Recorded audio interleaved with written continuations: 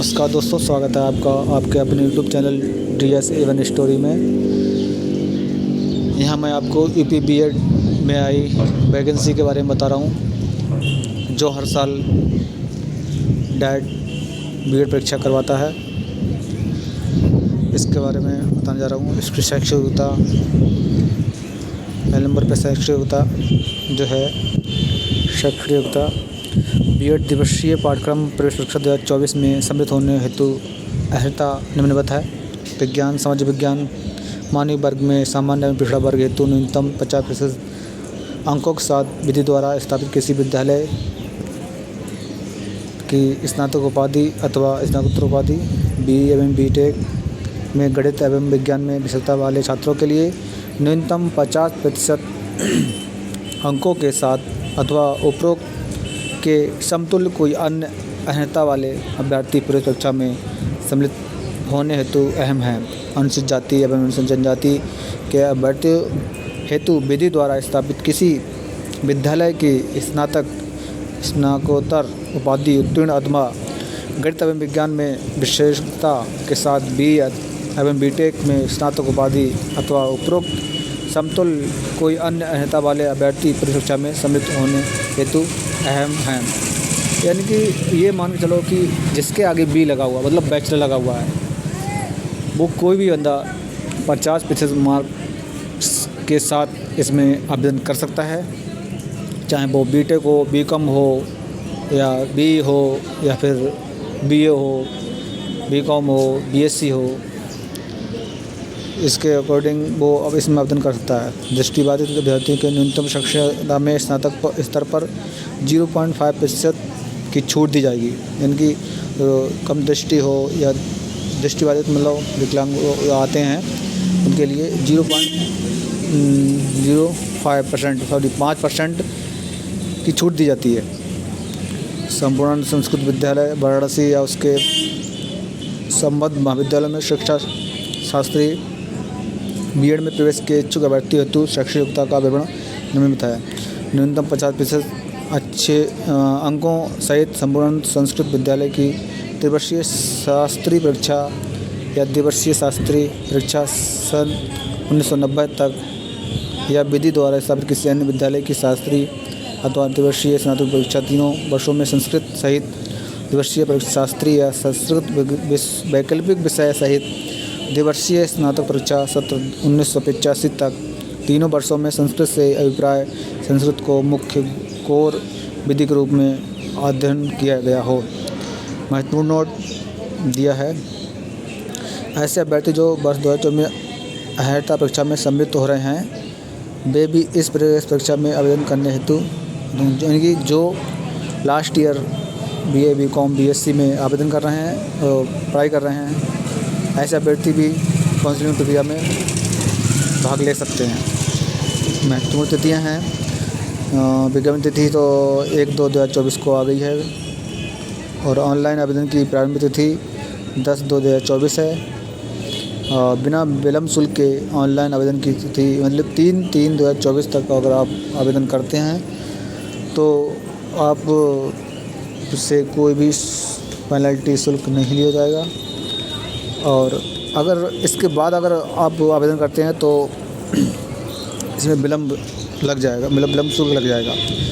पूरे सत्र डाउनलोड आ जाएंगे लगभग 17/4/2024 तक और परीक्षा की संभावित तिथि 24/4/2024 तक और प्रवेश परीक्षा परिणाम की संभावित तिथि 30/5/2024 तक। मतलब 1-2 महीने के अंदर सब काम निपट जाएगा, जितना भी रिजल्ट वगैरह है वो आ जाएगा। इन नोट में दिया है, किसी विशेष परिस्थिति में B.Ed पाठ्यक्रम प्रवेश परीक्षा 2024 से संबंधित तिथियों में परिवर्तन या का अधिकार आयोजक बुंदेलखंड विश्वविद्यालय झांसी के पास होगा। झांसी पास होगा। यदि B.Ed द्विवर्षीय प्रवेश परीक्षा 2024 से संबंधित कोई तिथि परिवर्तित होती है तो इसकी सूचना बुंदेलखंड विश्वविद्यालय की वेबसाइट पर प्रदर्शित की जाएगी। यानी कोई भी छांट या फिर कोई संशोधन हो रहा है तो ये झांसी की जो आधिकारिक वेबसाइट है उस पर मतलब आ जाएगा नोटिफिकेशन।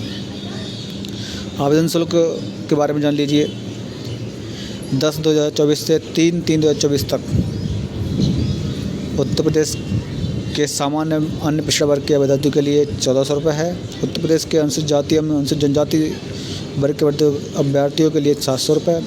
अन्य राज्यों के समस्त वर्गों के अभ्यर्थियों के लिए 1400 रुपये है। मतलब अन्य राज्यों की जो SC हो, ST हो, OBC हो, कोई भी हो, उनके लिए 1400 रुपये ही जाएंगे जनरल के अनुसार।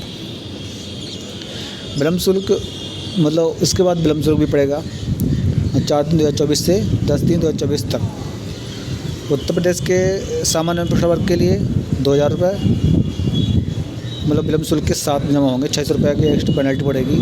और अनुसूचित जनजाति और अनुसूचित जाति के लिए 1000 रुपये और अन्य राज्यों के समस्त वर्गों के अभ्यर्थियों के लिए 2000 रुपये। मतलब हमारे स्टेट के उत्तर प्रदेश के जनरल और OBC के जो लोग हैं उनके लिए जो विलम्ब शुल्क है वही अन्य राज्यों के लिए हर एक कास्ट के लिए है। महत्वपूर्ण निर्देश ऑनलाइन आवेदन संबंधी सामान्य निर्देश हैं ये। अभ्यर्थी का नाम, हाई स्कूल एवं उसके समस्त प्रमाण पत्र के अनुसार अपना पूरा नाम भरें। नाम के साथ श्री, श्रीमती, कुमारी, सुश्री आदि संबोधन सूचक शब्द ना भरें। पिता का नाम भरें और माता का नाम, फिर जन्म तिथि, फिर ईमेल ID, मोबाइल नंबर, फिर लिंग, मेल या फीमेल या ट्रांसजेंडर, राष्ट्रीयता भरें। और उत्तर प्रदेश के मूल निवासी, यदि अभ्यर्थी उत्तर प्रदेश का मूल निवासी है तो हाँ भरे, चयन करें, अन्यथा नहीं। यदि अभ्यर्थी उत्तर प्रदेश का मूल निवासी है परंतु उसने शैक्षणिक योग्यता उत्तर प्रदेश के राज्य के बाहर से प्राप्त की है तो अभ्यर्थी को निर्देश पुस्तिका में दिए गए उसका प्रावधान अलग है। श्रेणी वाई सामान्य और अन्य पिछड़ा वर्ग, अनुसूचित जाति, अनुसूचित जनजाति, अर्थ रूप से कमजोर श्रेणी के बैठते हेतु अभ्यर्थी यदि उत्तर प्रदेश शासन द्वारा जारी प्रमाण पत्र के निर्धारित रूप में प्रमाण पत्र धारित करता है तो अपने वर्ग के सम्मुख क्लिक करें। मतलब OBC, ST, OBC या फिर SC, ST इसमें टिक मतलब भरने का ऑप्शन होगा। और फिर दिव्यांग के लिए ऑप्शन फिर से हैं तो यस, नहीं है तो नो। वैवाहिक स्थिति में मैरिड या अनमैरिड लिखना है। पत्र व्यवहार का पूरा पता, पिन कोड, फ़ोटो व अभ्यर्थी के हस्ताक्षर। फ़ोटो में अभ्यर्थी अपना 12 अंकों का आधार संख्या भरें। मतलब फ़ोटो पहचान पत्र में जिन अभ्यर्थियों को आधार कार्ड यदि अब तक नहीं बना है तो वे अपना passport, driving licence, voter ID इनका एक ऑप्शन है एक ऑप्शन है इनके पास। फ़ोटो पहचान, अभ्यर्थी अपना 12 अंकों की आधार संख्या भरें। जिन अभ्यर्थी को आधार कार्ड यदि अब तक नहीं बना है तो वे आधार के विकल्प के अनुसार passport, driving licence, voter ID का नंबर अंकित करें। फ़ोटो व अभ्यर्थी का हस्ताक्षर लगाएं।